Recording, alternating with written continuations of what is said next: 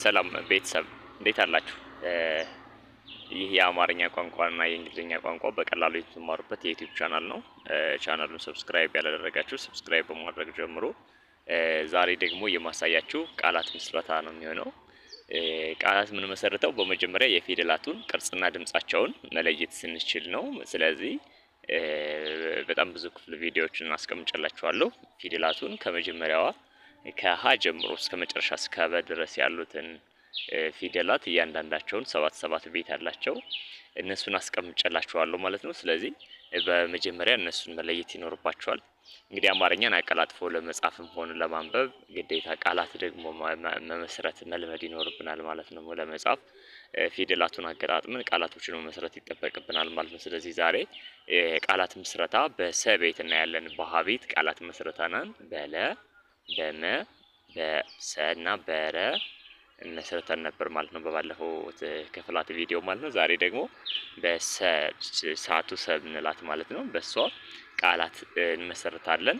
ለማስታወስ ያክል አንድ ጊዜ የሰ ቤቶችን ሁሉንም አስታውሳችኋለሁ። ሰ ሱ ሲ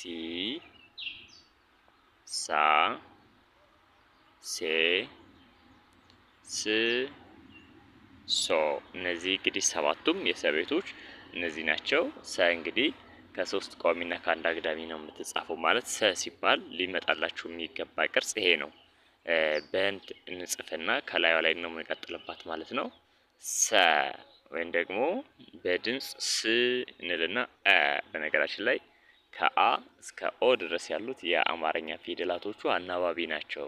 ብዙ ጊዜ የሚታወቁት ሳድሶቹ ወይም ደግሞ ስድስተኞቹ ናቸው። ስለዚህ ሰ ለማለት ስ እንልና እንጨምራለን። የመጀመሪያዎቹ ሆሄያት ተደጋጋሚ ተናግሬዋለሁ አን ይወስዳሉ። ሁለተኞቹ ደግሞ ኡ ስ ኡ ሱ የሚል ድምጽ አለው ማለት ነው።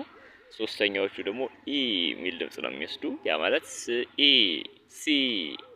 አራተኞቹ ደግሞ አ የሚል ድምጽ ይወስዳሉ። ስ አ ሳ ይሆናል ማለት ነው። አምስተኞቹ ኤ ስ ኤ ሴ የሚል ድምጽ ይሆናል ማለት ነው። ስለዚህ እዚህ ጋር ሰ ሱ ሲ ሳ ሴ ስ ሶ እዚህ በሰቤት የመሰረት እንግዲህ ቃላቶችን ደግሞ ስንመሰረት እንግዲህ ቃላትን ለመመስረት የምንጠቀማቸው ሁለት ህጎች አሉ። አንደኛው አንድን ሆሄ ራሱን በመደጋገም ለምሳሌ ባባ ብንል ባን ሁለት ጊዜ ደገምናት በመደጋገም መሰረትን ማለት ነው። ሁለተኛው ደግሞ አንድን ሆሄ ወይም አንድን ፊደል ከሌላኛው ፊደል ጋር በማጣመር ቃላቶችን መመስረት እንችላለን ማለት ነው። ስለዚህ እዚህ ጋር ተመልከቱ። በሰ ሰ ጎ ን ሰ ከሰቤት ሰን ወሰድ ከጎ ጎን ወሰድ ከገቤት ጎን ከነቤት ደግሞ ንን ወሰድኩና ሰጎን አልኩ ማለት ነው። ሌላ ሰው ሰው ሰንጠረዥ ይሄም አሁን በአጠቃላይ 5 ፊደል ያለው ቃል ነው። ስለዚህ እንግዲህ ከሰቤት ሰን ወሰድ ከነቤት ንን ከጠቤት ጠን ወሰድኩኝ ከረቤት ረን ወሰድ ከጀቤት ደግሞ ዥን ወስጄ ሰንጠረዥ አልኩ ማለት ነው ስጽፍ። ሌላም ሰብለ የምትባል ብትኖር ስሟን ለመጻፍ ሰንችን ትጠቀማለች። ከበቤት ደግሞ ብን ተወስድና ሰብለ ከለቤት ደግሞ ለን ተወስድና ሰብለ ብላ መጻፍ ትችላለች ማለት ነው። ሌላ ሰኞ እዚህ ጋር እንደምትመለከቱት ሰኞ ከሰቤት ሰን ወስዳለሁ ከኘ ቤት ደግሞ ኞን ወስድና ሰኞ ብዬ መመስረት እችላለሁ ማለት ነው።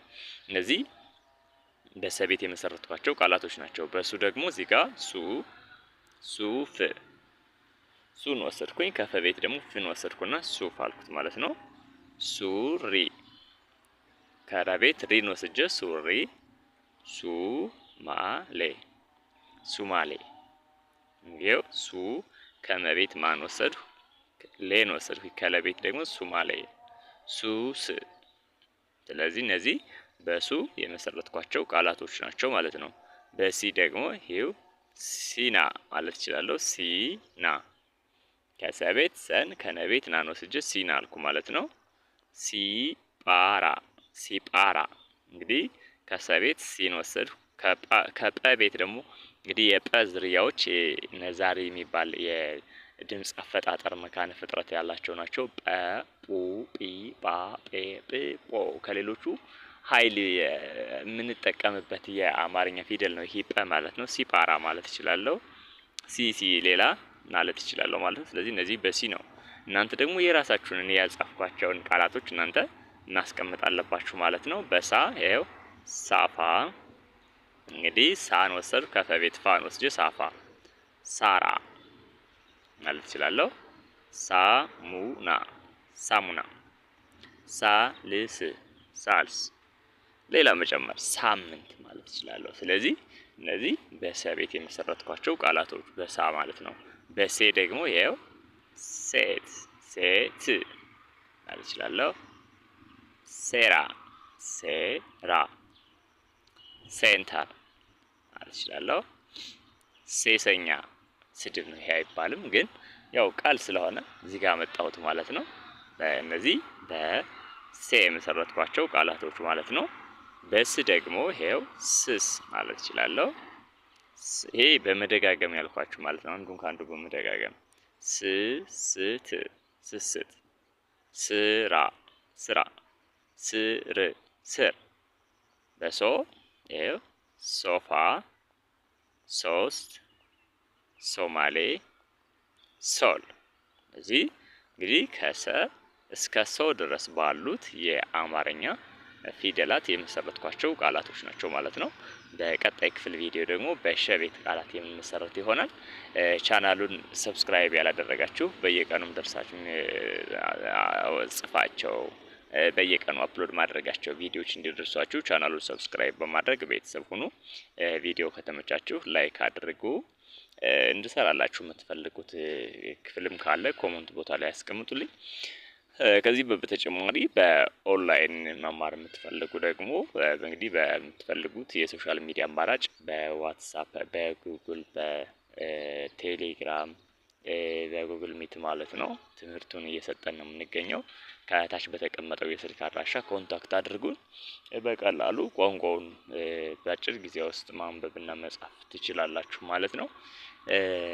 ብዙ ተማሪዎችም በአጭር ጊዜ ውስጥ ውጤታማ ሲሆኑ ተመልክተናል። ስለዚህ እናንተም ደውላችሁ በምትፈልጉት ሶሻል ሚዲያ አማራጭ እድሜ ለቴክኖሎጂ ትምህርቱን መስጠት እንችላለን ማለት ነው።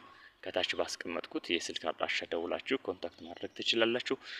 ዋናውና ትልቁ ነገር እናንተ ከዚህ ጋር እዚህ መማራችሁ ብቻ ላይሆን ይችላል፣ ደግሞ ዩቲዩብ ላይ ይህን ማየታችሁ ብቻ ላይሆን ይችላል። የእናንተ ፍላጎት ይወስነዋል ቋንቋ ለመልመድ ማለት ነው። ስለዚህ ትኩረት ሰጣችሁ ማስታወሻ። በነገራችን ላይ ይሄ ቋንቋ ለመማር የግድ እስክርቢቶና ደብተር ያስፈልጋል። እንደው በቃል ሰምተን ማለፍ አይደለም። ምንጽፋቸው ነገሮች ይኖራሉ። መጽሐፍ መለማመድ አለብን። ስለዚህ እነዚህን ነገሮች ካደረጋችሁ መኑኝ በአጭር ጊዜ ውስጥ 2 ወር ምናምን ባልሞላ ጊዜ ውስጥ ቋንቋውን አበጥራችሁ መልመድ ትችላላችሁ ማለት ነው። ስለዚህ ይሄን እንድታደርጉ ነው መመክራችሁ። በሌሎች ክፍላት ቪዲዮዎች እስከምንገናኝ ለዛሬ ከዚህ ጋር ይቆየን። መልካም ቆይታ እንዲሆንላችሁ እመኛለሁ። ሰላም።